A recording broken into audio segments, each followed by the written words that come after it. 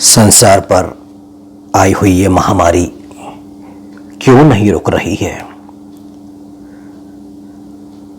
इतने मसीही लोग लगातार प्रार्थना में, विनती में परमेश्वर के निकट हैं।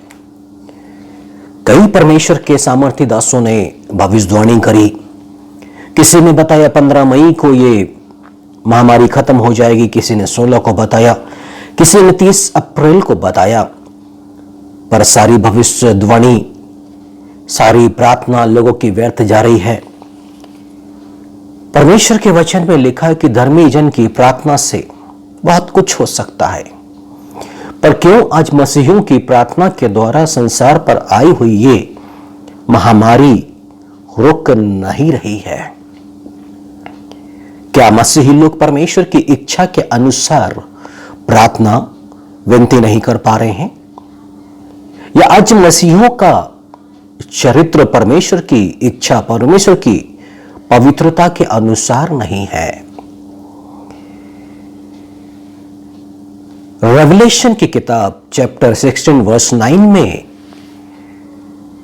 परमेश्वर ने पहले से ही इन बातों को कलीसिया पर प्रकट कर दिया। जब संसार पर विपत्ति आई तो वहां पर ऐसा लिखा है कि परमेश्वर के नाम की जिन्हें इन विपत्तियों पर अधिकार है निंदा की, पर उसकी महिमा के लिए मन न फिराया। पृथ्वी पर आई हुई विपत्ति के चलते परमेश्वर के पवित्र वचन में लिखा है कि इस विपत्ति पर परमेश्वर का अधिकार है। लोग परमेश्वर की निंदा कर रहे हैं पर अपने मन को नहीं फिरा रहे हैं परमेश्वर की महिमा के लिए। इस वचन के अंदर में यह स्पष्ट कर दिया गया है कि इस पृथ्वी पर आने वाली हर एक विपत्ति पर परमेश्वर को अधिकार है। यीशु मसीह ने मत्ती के सुसमाचार में कहा कि परमेश्वर की इच्छा के बिना आकाश से एक चिड़िया भी नहीं गिरती। इसका मतलब हुआ कि ये जो संसार पर महामारी है, ये परमेश्वर के अधिकार के अधीन में है। परमेश्वर इस विपत्ति को रोक सकता है, पर कैसे? एक बार ऐसा हुआ कि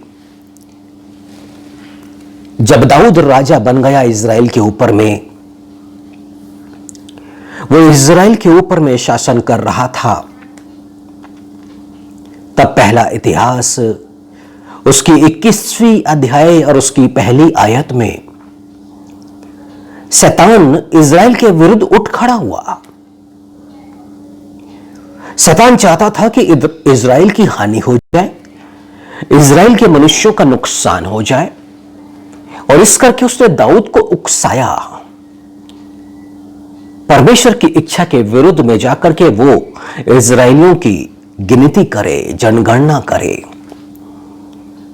और दाऊद ने योआब को और प्रजा के हाकिमों को आदेश दिया कि बसेरबा से जाके दान तक इज़राइलियों की गिनती लेकर के मुझे बताओ, मैं जान लूं कि वे कितने हैं। योआब ने राजा दाऊद से कहा था, यहोवा की प्रजा कितनी ही क्यों ना हो, वह उसको 100 गुना बढ़ा दे। परंतु हे मेरे प्रभु, हे राजा, कि ये सब राजा के अधीन नहीं है। मेरा प्रभु ऐसी बातें क्यों चाहता है? वह इज़राइल पर दोष लगने का कारण क्यों बने? परंतु बाइबल ऐसा बताती है कि इज़राइल की राजा की जो आज्ञा है योआब पर प्रबल हो गई। योआब जनगणना किया, इज़राइलियों की गिनती किया, और कुछ क्षेत्रों को छोड़ने के बाद में वो राजा दाऊद के पास में आया और दाऊद को उसने बताया कि सब तलवार चलाने वाले पुरुष इज़राइल के तो 11 लाख और यहूदा के 4,70,000 ठहरे हैं। ये वही दाऊद है जो इज़राइल में जानना चाहता है कि कितने लाख लोग तलवार चलाने वाले हैं। ये वही दाऊद है जिसे परमेश्वर पे भरोसा रखना चाहिए। जब ये गोलियत से युद्ध करने के लिए गया था तब इसका पूरा भरोसा परमेश्वर पर था। फलिस्ती ने दाऊद से कहा, क्या मैं कुत्ता हूं, तू लाठी लेकर मेरे पास आता है।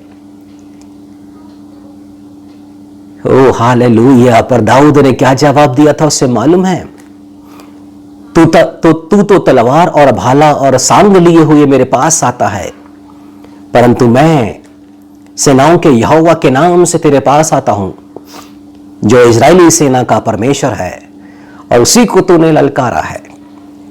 ये दाऊद जिसने गोलियत के हाथों में तलवार को देखा, सांग को देखा, भाला देखा, और उससे कह रहा तू इनसे युद्ध करने के लिए आ रहा है, पर मैं तू सेनाओं के यहोवा के नाम से तेरे समीप में आया हूं। और आगे कहता है दाऊद, आज ये समस्त मंडली जान लेगी कि यहोवा तलवार या भाले के द्वारा जयवंत नहीं करता। ये दाऊद के वचन है जिसने गोलियत से कहा कि आज समस्त मंडली जान लेगी कि यहोवा तलवार या भाले के द्वारा जयवंत नहीं करता। और वही दाऊद जब जनगणना कर रहा है तब कितने लाख लोग तलवार चलाने वाले हैं वो कहता है कि उनकी गिनती करो। योआब गिनती करना नहीं चाहता है, पर दाऊद की आज्ञा प्रबल हुई। जिस दाऊद ने गोलियत से कहा था कि यहोवा परमेश्वर तलवार और भाले के द्वारा जयवंत नहीं करता, वो आज जब इजराइल का राजा बन गया है तो तलवार और भाले चलाने वाले कितने लोग हैं ये जानने की इच्छा उसके अंदर में उत्पन्न हुई। और ऐसे में परमेश्वर का क्रोध भड़का। परमेश्वर को बात ये बुरी लगी। इफिसियों के नाम पत्र में या कुलुसियों के नाम पत्र में आप जाएंगे, वहां लिखा है कि परमेश्वर का क्रोध आज्ञा ना मानने वालों पर भड़कता है, और शैतान इस बात को जानता है और लोगों को उकसाता है कि परमेश्वर की आज्ञा के विरुद्ध में जाकर के, परमेश्वर की इच्छा के विरुद्ध में जाके, परमेश्वर के वचन के विरुद्ध में जाके वो कार्य करें। अदन की वाटिका में उसने हव्वा को बहकाया था कि वो परमेश्वर की आज्ञा को तोड़ दे। ये जानता है शैतान, और शैतान ने इजराइल के राजा दाऊद को उकसाया कि वो परमेश्वर की इच्छा के विरुद्ध में कार्य करे, ताकि परमेश्वर का क्रोध भड़के और इजराइल नाश हो जाए। और दाऊद की इस महापाप करने के चलते परमेश्वर को यह बात बुरी लगी, और परमेश्वर ने अपने दास अपने भविष्यवक्ता के द्वारा वहां पर उसके पास में यह संदेश भिजवाया कि मैं तुझे 3 विपत्तियां दिखाता हूं, तो इनमें से एक को चुन ले कि मैं उसे तुझ पर डालूं। और गाद ने दाऊद के पास जाकर उससे कहा और उसको 3 विपत्ति बता दी। पहली विपत्ति थी 3 वर्ष तक अकाल। दूसरी विपत्ति है 3 महीने तक विरोधी तुझे नष्ट करते रहे और तू शत्रुओं की तलवार तुझ पर चलती रहे। और तीसरी विपत्ति थी कि 3 दिन तक यहोवा की तलवार चले, अर्थात महामारी देश में फैले। महामारी। और इजराइल के राजा दाऊद ने परमेश्वर पर भरोसा किया, परमेश्वर की दया पर भरोसा किया। परमेश्वर की दया को वो जानता था और उसने परमेश्वर की ओर से जो मरी या महामारी जो फैलेगी उसका चुनाव किया। और जब इजराइल देश में महामारी फैली तो 70,000 लोग मर गए उस विपत्ति के आने के चलते, उस महामारी के आने के चलते। परमेश्वर इजरायलियों को दुख देकर के पछता रहा था। वही तो परमेश्वर है आज विश्व में फैली इस कोरोना वायरस के चलते, संक्रमण के चले। ऐसा नहीं कि वो दुखी नहीं है, आज भी उसकी वही हालत है जो उस वक्त इजराइल के लोगों को मरता हुआ देख के वो दुखित हो रहा था। आज भी वो दुखी है। उस समय मरी के द्वारा 70,000 लोग मर गए थे, आज भी मरी के द्वारा लोग मर रहे हैं। परंतु दाऊद जो है ना वो परमेश्वर की इच्छा को जान गया। दाऊद जो है ना वो अपने किए हुए पापों को पहचान गया और वो परमेश्वर के पास में आया, क्योंकि परमेश्वर दुख देने से खेदित हुआ था। नाश करने वाले दूत से कहा था कि बस कर अपना हाथ खींच ले, परंतु यह दाऊद जब परमेश्वर के पास में आया ना, तब दाऊद ने कहा, जिसने प्रजा की गिनती लेने की आज्ञा दी थी वह क्या मैं नहीं? हां, जिसने पाप किया और बहुत बुराई की है वह तो मैं ही हूं, परंतु इन भेड़ बकरियों ने क्या किया है? इसलिए हे मेरे परमेश्वर यहोवा, तेरा हाथ मेरे पिता के घराने के विरुद्ध हो, परंतु तेरी प्रजा के विरुद्ध ना हो कि वे मारे जाए। दाऊद अपने पाप का अंगीकार कर रहा है, वो अपने पापों से पश्चाताप कर रहा है, वो मन फिराने को तैयार है और परमेश्वर यही तो चाहता है। एक समय में जो दाऊद जानता था कि परमेश्वर तलवार और भाले से जयवंत नहीं करता, वो तलवार और भाले पर ही निर्भर हो गया। हम मनुष्य ना जाने इस संसार में किन किन बातों का भरोसा कर रखे हैं, परमेश्वर पर भरोसा रखना छोड़ दिए हैं। ना जाने कितने मसीह लोग हैं जो मूर्ति पूजा में डूब चुके हैं, ना जाने कितने मसीह लोग हैं जो टोना में लग गए हैं, ना जाने कितने मसीह लोग हैं जो व्यभिचार में, और विशेष करके जवान बच्चे और बच्चियां जो आपस में ही एक उम्र 16 साल की हुई नहीं बल्कि शारीरिक संबंध बनाने लग गए हैं। बाइबल यहां पे कहती है कि चोरी उन्होंने की है। यही सब पापों के चलते तो परमेश्वर का क्रोध इस पृथ्वी के लोगों पर आ पड़ता है। ये जो विपत्ति है, जो महामारी है, ये कोई बीमारी नहीं बल्कि ये परमेश्वर का क्रोध है। और इसलिए दूसरा इतिहास उसके 7, उसके 13 और 14 में वहां पर परमेश्वर का वचन राजा सुलेमान के द्वारा समस्त सृष्टि के लोगों को सुनाया गया है कि यदि मैं अपनी प्रजा में मरी यानी कि महामारी फैलाऊं, तब यदि मेरी प्रजा के लोग जो मेरे कहलाते हैं और दीन होकर के प्रार्थना करें और मेरे दर्शन के खोजी होकर प्रार्थना करें और अपनी बुरी चाल से फिरे, तो मैं स्वर्ग से सुन के उनका पाप क्षमा करूंगा। परमेश्वर क्या कह रहे हैं कि मेरी प्रजा के बीच में जब मैं मरी फैलाऊंगा तो वो उनके पापों को क्षमा करना चाहते। कहां पर? जहां पर महामारी फैली है। परमेश्वर बताना चाहते हैं कि ये जो महामारी है ये पाप करने के चलते हैं, और परमेश्वर ने यदि पापों को क्षमा किया तो ये जो महामारी फैली है, जो कोरोना वायरस का संक्रमण फैला हुआ, ये सब समाप्त हो जाएगा। ये और किसी तरीके से समाप्त नहीं हो सकता। बस एक ही तरीका है,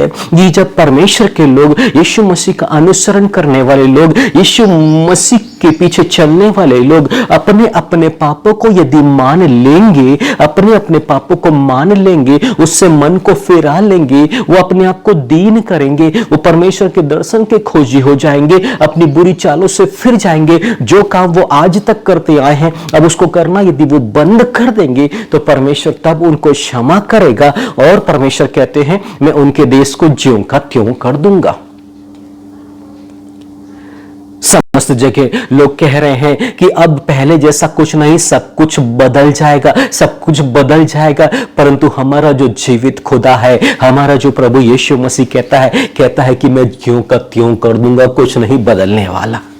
जो कुछ हमने खोया है, जो कुछ हमने नुकसान उठाया है, जो कुछ हमारा नष्ट हो गया है, परमेश्वर कहता सब मैं ज्यों का त्यों कर दूंगा। एक महान परमेश्वर की महान प्रतिज्ञा आज दूसरा इतिहास उसके 7 और 13 14 में आज समस्त पृथ्वी के लोगों के लिए, समस्त मानव के लोगों के लिए है कि हम परमेश्वर की इच्छा को जाने कि परमेश्वर चाहता है कि जब मरी फैली है तो उसकी प्रजा के लोग, मतलब कि मसीह लोग परमेश्वर के सम्मुख में आ जाए और अपने आप को दीन कर ले, परमेश्वर के दर्शन के खोजी हो जाए, अपनी बुरी चालों से वो फिरे जो कुछ करते आ रहे हैं परमेश्वर के वचन के विरुद्ध, जिसके लिए शैतान उकसाता रहा है कि परमेश्वर का क्रोध भड़के और शैतान की मनोकामना पूरी हो गई, उसकी इच्छा पूरी हो गई। परंतु परमेश्वर की इच्छा है कि लोग अपनी बुरी चालों से फिर जाए, तो परमेश्वर क्षमा करेगा उनकी प्रार्थना को सुन करके और उनके देश को ज्यों का त्यों कर देगा। यही परमेश्वर की इच्छा है। और यीशु मसीह ने कहा मुझे हे प्रभु कहने वाले नहीं, परंतु जो परमेश्वर की इच्छा को पूरी करते हैं उन्हीं को यीशु मसीह स्वर्ग में स्वर्गदूतों के सामने स्वीकार कर लेगा, उनके नामों को यीशु मसीह मान लेगा। मेरे प्रिय भाइयों बहनों, आज वो समय आ गया है कि परमेश्वर की इच्छा है कि समस्त प्रजा, जो परमेश्वर की प्रजा कहलाते हैं, वो लोग दीन होकर के, दर्शन के खोजी होके अपनी बुरी चालों से फिरे, तो परमेश्वर उन्हें क्षमा करे। बस यही आज हमें करना है, परमेश्वर की इच्छा को पूरी करना है।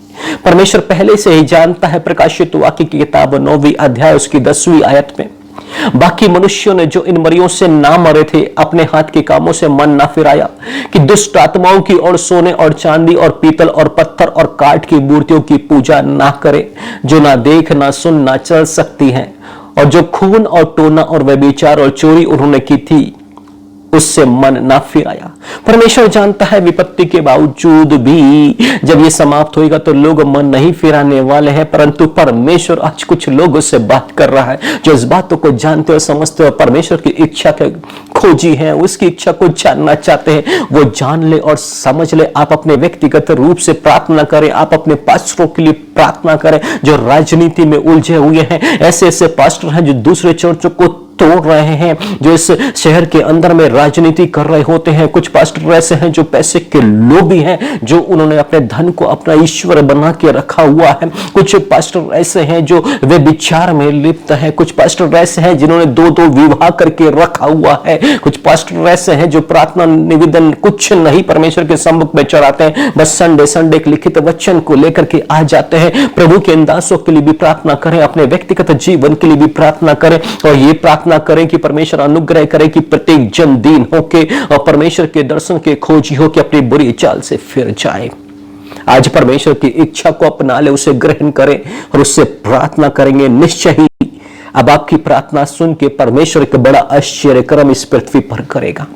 बड़े बड़े उदासों ने प्रार्थना किया, भविष्यवाणी करी, परंतु ये महामारी और बढ़ते चले गई। परमेश्वर के लोगों की प्रार्थना के द्वारा बहुत कुछ हो सकता है, धर्मियों की प्रार्थना के द्वारा बहुत कुछ हो सकता है, परंतु कोरोना वायरस रुकने को तैयार नहीं। क्यों? क्योंकि परमेश्वर के पास इनकी प्रार्थना अभी तक नहीं पहुंच पा रही। पर जैसे मन को फिरा करके परमेश्वर के सम्मुख में आएंगे और वैसे ही हम एक आश्चर्य कर्म को देखेंगे। मेरे प्रियो, इस संदेश को सुने और इस संदेश को दूसरों के साथ शेयर भी करें और इसी संदेश के अनुसार प्रार्थना करें अपने पासवानों के साथ में, और जितने पासवान सुन रहे हैं अपने लोगों के साथ में, विश्वासियों के साथ में परमेश्वर की शिक्षा को लेकर के प्रार्थना करें, अपने मन को फेराएं और परमेश्वर के आश्चर्य कर्म को प्रभु यीशु मसीह के नाम इस पृथ्वी पर होता हुआ देखें।